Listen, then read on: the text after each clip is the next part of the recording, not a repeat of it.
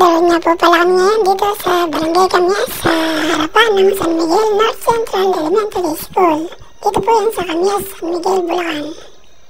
At kami po ay papunta ulit sa Sitio Tubigan sa Kalawakan, DRT Bulacan, para po sa aming gaganapin na nationwide tree planting na proyekto naman po ng Kabalikat Civicum Bulacan Provincial Council.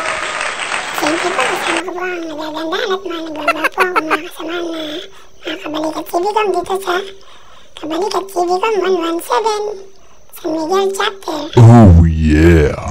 At dito naman po ay aming inabangan ang aming mga kasamang mga kabalikat na nasa ibang chapter na aming mga kasama sa tree planting.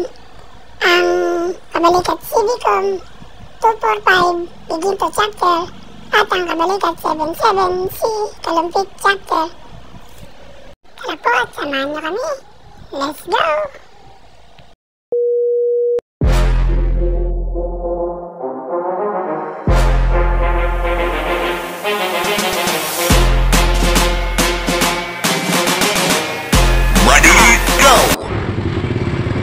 Dahil nga po sa kadadaldal ko at kabibidyo ko, di ko po namalayan na naiwan na pala ako ng aking mga kasama.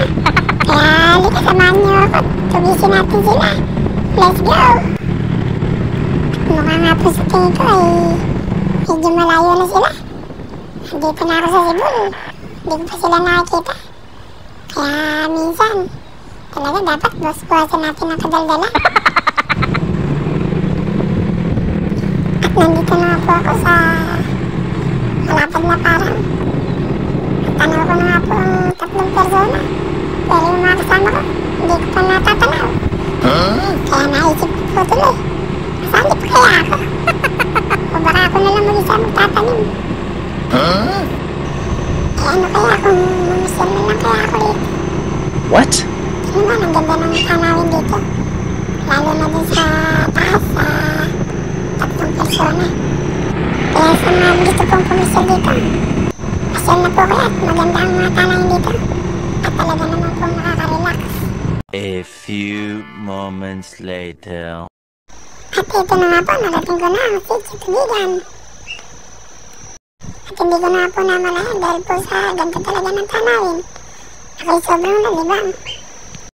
At sa wakas nga po, inabutan ko rin ang aking mga kasamaan.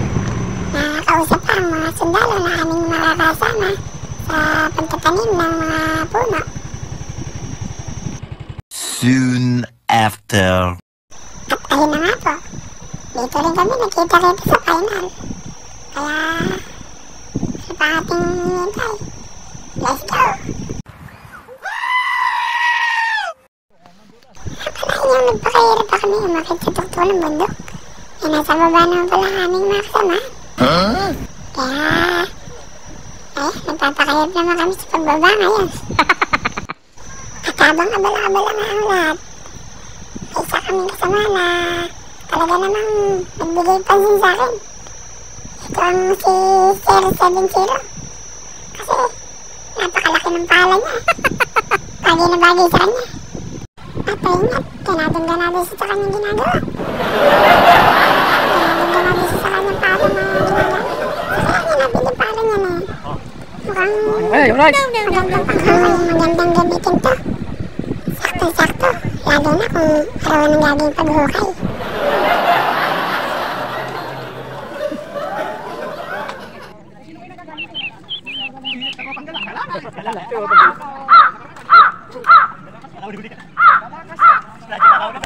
Pwede natin gamit plastic.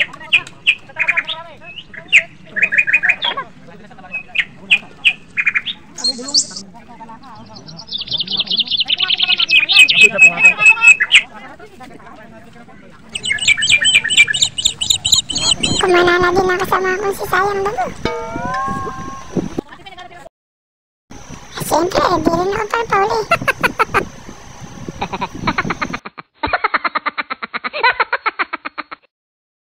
Oh yeah!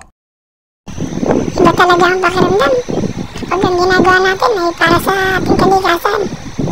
Kaya sana ugaliin natin na magtanim ng mga puno. ipapakita natin ang pagmamahal natin sa ating kalikasan. At ganoon na rin sa ating kapaligiran.